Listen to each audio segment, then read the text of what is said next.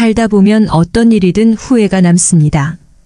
미리 알았더라면 후회를 덜 남길 수 있었을까요? 인생의 후반기를 보내고 있는 60대들은 그들이 지금껏 살아온 발자취 곳곳에서 후회를 발견한다고 합니다. 인생의 시행착오를 줄이고 더 나은 인생을 살기 위해서 꼭 알아야 되는 건 무엇일까요? 오늘은 우리보다 조금 앞서 이 길을 지나가신 60대, 70대 인생 선배들의 99%가 후회한다고 하는 10가지에 대해서 말씀을 나누도록 하겠습니다. 첫 번째, 저축을 많이 하지 못한 것. 자축은 노후 대비에 가장 중요한 역할을 합니다. 은퇴 이후 가장 큰 고민을 경제적인 어려움이라고 꼽았습니다. 고정 수입이 줄어들고 자녀 지원비, 병원비 등 각종 늘어가는 지출비 탓에 생활고에 시달릴 수 있습니다. 노후 대비를 위해서는 먼저 좌측을 시작해야 합니다. 저축을 시작할 때는 먼저 현재 수입과 지출을 파악하고 가능한 많은 돈을 저축하는 것이 좋습니다. 젊은 나이에 저축을 하지 않으면 은퇴 이후 큰 고난을 겪게 될 수 있습니다. 두 번째, 배우자에게 잘하지 못한 것. 배우자는 평생을 함께 할 반려자입니다. 60대가 되어서도 배우자가 옆에 있다면 그야말로 그것 자체가 천복입니다. 그러나 상대방의 소중함을 쉽게 간과해버리고는 합니다. 나이가 들수록 곁에는 서로만 남게 되며 자식도 소용없습니다. 배우자에게 최선을 다하며 앞으로의 노후를 그려나갑시다. 세 번째, 건강을 소홀하게 한 것. 건강이 중요하다는 사실을 모르는 사람은 없습니다. 하지만 젊어서는 그것을 잘 모르고 자기의 몸을 혹사시킵니다. 그거 하나 한다고 건강해지겠어 하고 무심히 지나쳤던 습관들이 사실은 평생 건강을 지키는 열쇠입니다. 건강을 유지하기 위해서는 규칙적인 운동과 올바른 식습관을 유지하는 것이 중요합니다. 많은 종류의 영양소를 저염식으로 골고루 섭취하세요. 영양 과잉과 결핍이 되지 않도록 철저한 관리가 필요합니다. 그 중에서도 특히 치아 관리를 잘해야 합니다. 치아는 하루아침에 좋아지지 않기 때문입니다. 또한 건강검진도 정기적으로 받아 건강한 삶을 유지하는 것이 좋습니다. 건강한 삶은 노후에 대비하는 가장 좋은 방법입니다. 오래 사는 것이 기본인 시대에 우리는 유병장수보다는 무병장수로 가야 합니다. 네 번째, 자식과 대화를 많이 하지 못한 것. 자식들과 평소에 대화를 많이 하지 않았다면 노년의 소중한 친구 하나를 잃는 셈입니다. 늙고 병들면 자식들에게 의지하게 됩니다. 자식과 친밀한 관계를 유지해야 후회 없는 자식 농사를 했다고 느낄 수 있을 것입니다. 뿐만 아니라 자식과 건강한 유대감을 형성하는 것은 노년의 정신적 안정감에도 도움을 줍니다. 자녀들과 진정으로 소통하지 못했다면 노년이 불행할 것입니다. 다섯 번째, 노년을 함께 할 친구를 못 만든 것. 배우자 다음으로 친구가 가장 큰 자산입니다. 취미 생활을 공유할 수 있는 친구, 자신의 속 얘기를 가감없이 털어놓을 수 있는 친구가 있다면 늙어서도 외롭지 않은 인생을 보낼 수 있을 것입니다. 자식들은 바쁘다고 얼굴 보기가 어려울 것입니다. 만일 평생을 함께 할 친구가 없다면 노년은 무척 외롭고 쓸쓸할 것입니다. 여섯 번째, 평생 할 수 있는 취미 만들지 못한 것. 취미라고 해서 골프 등과 같이 돈이 많이 들어가는 것일 필요는 없습니다. 등산과 가벼운 산책, 독서, 음악 감상 등과 같이 큰 돈이 필요 없는 것들도 많습니다. 취미를 갖게 된다면 평생 지루하지 않은 활력 있는 삶을 보낼 수 있을 것입니다. 또한 취미를 부부와 함께 하는 것이 가장 좋습니다.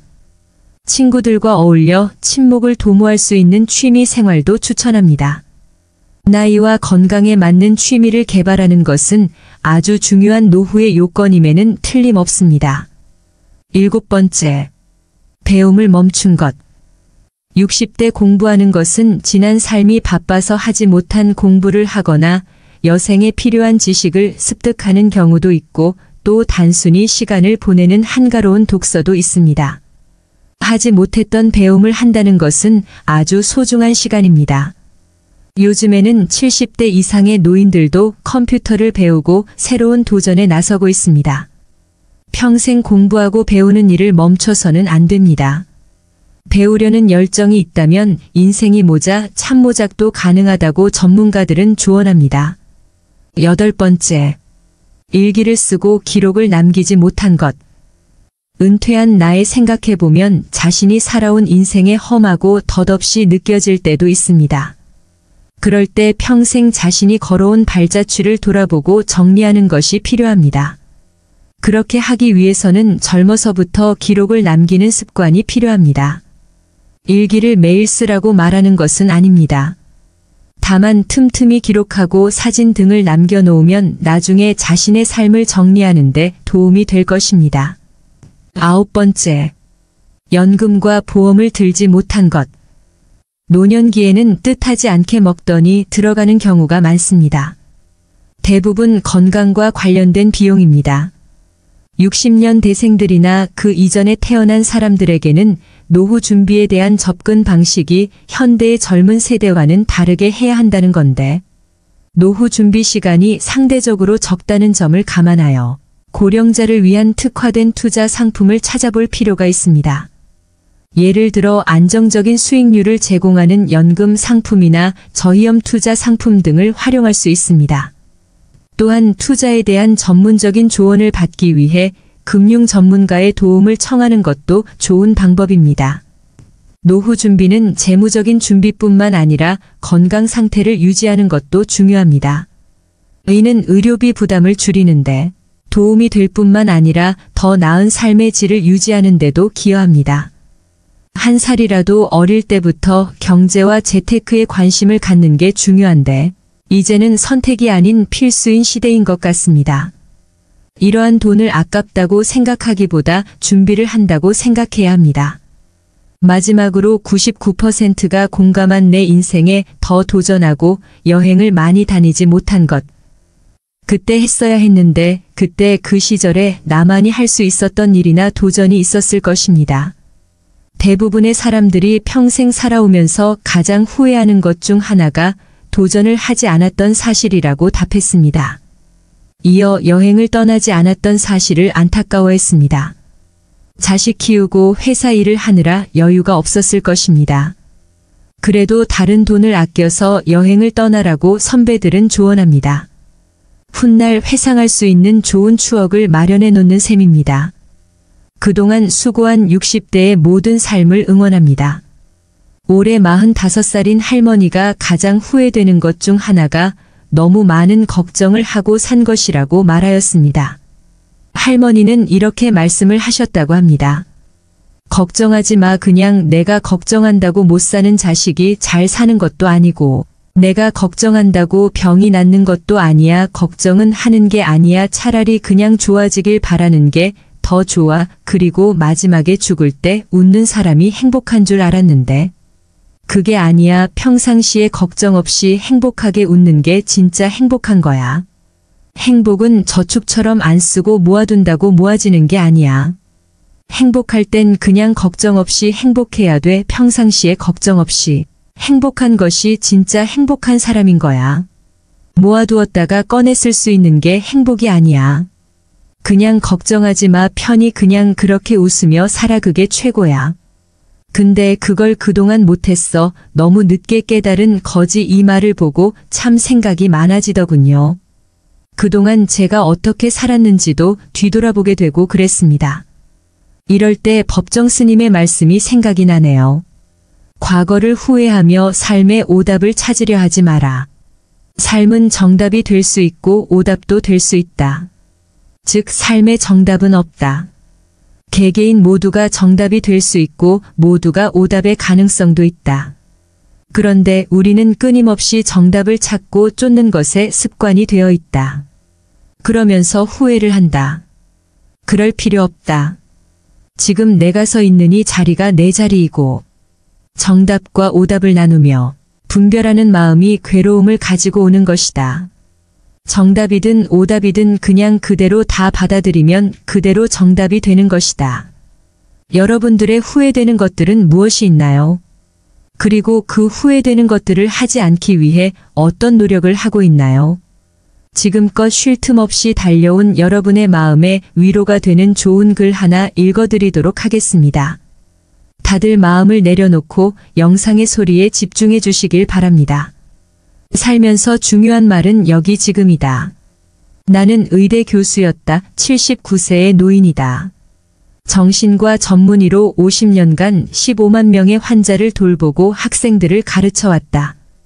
퇴직 후 왼쪽 눈의 시력을 완전히 잃었다. 당뇨병, 고혈압, 통풍, 허리디스크, 관상동맥, 협착, 담석 등 7가지 중병과 고달픈 스트레스를 벗삼아 어쩔 수 없이 살아가고 있다.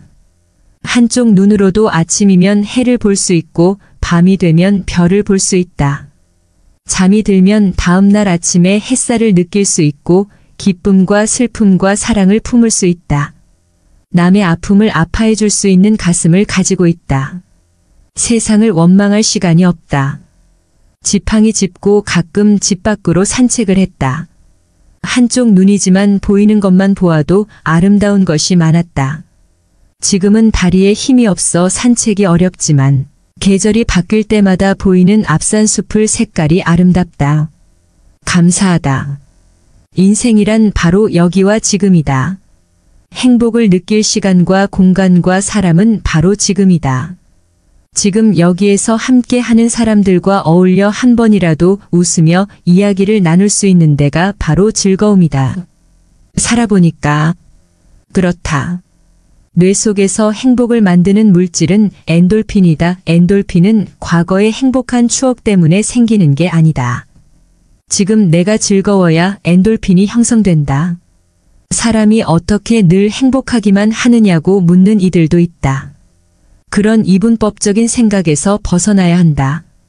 어제 죽은 사람들이 하루라도 더 살기를 원했던 그 소중한 시간에 나는 오늘에 살고 있다. 괴롭고 슬퍼도 한 가닥 희망을 만들어보자. 살아있음이 즐겁고 만날 수 있음에 감사하자. 지나간 세월은 어렵게 살았더라도 다 행복했던 거라고 나이 든 사람들은 이야기한다. 왜냐하면 사람은 누구나 짜릿하게 행복한 시간이 있었다. 사람은 그 추억으로 사는 것 같다. 괴로움을 겪어봐야 행복할 줄 안다. 인생살이 살면서 오늘 지금 여기가 제일 중요하다라는 말이 맞는 말 같다. 아내 없이 살아보니까 있을 땐 몰랐는데 젓가락 한쪽이 없어진 거야. 있을 때 잘해라는 말을 많이 들었는데 그럼 어떻게 살아야 할까? 우리 장인이 하신 말씀인데 나에게 주어진 대로 감사하면서 받아들이면 다 보여. 행복의 답은 바로 지금 여기 내 가슴에 담겨 있다. 고개 들어 저 멀리 하늘을 한번 보자. 이 영상을 보신 모든 분들은 오래오래 장수하시며 후회 없는 노후를 만들어 나가시길 간절히 기원합니다. 마지막으로 배우자의 소중함을 느낄 수 있는 어느 한 부부의 감동 실화를 말해드리며 영상을 마치겠습니다. 미안하지만 난 당신을 사랑하지 않아. 왜 결혼했는지 모르겠어. 나는 말했다. 아내가 두 손으로 얼굴을 가리고 말없이 울었다. 난 미안했지만 등을 돌리고 집을 나왔다. 아내와 더 이상 살아갈 자신이 없었기 때문이다. 아내에게 이혼 서류를 꺼냈다. 집과 자동차, 부동산과 현금 그 중에서 당신이 30%를 가질 수 있어. 아내는 말없이 눈물만 흘렸다. 이튿날 집에 돌아와 보니 탁자에 아내가 써놓은 편지가 있었다. 눈물이 얼룩져 있어서 혹시 내 마음이 흔들릴까봐 읽지 않으려 하다가 나도 모르게 읽어내려갔다. 난 아무것도 원하지 않아. 다만 한 달쯤 시간을 갖고 싶어. 한 달만이라도 아무 일 없는 것처럼 대해줘. 아이 시험 기간이니까. 신경 쓰지 않게. 그리고 이혼 조건으로 한 가지 부탁만 할게.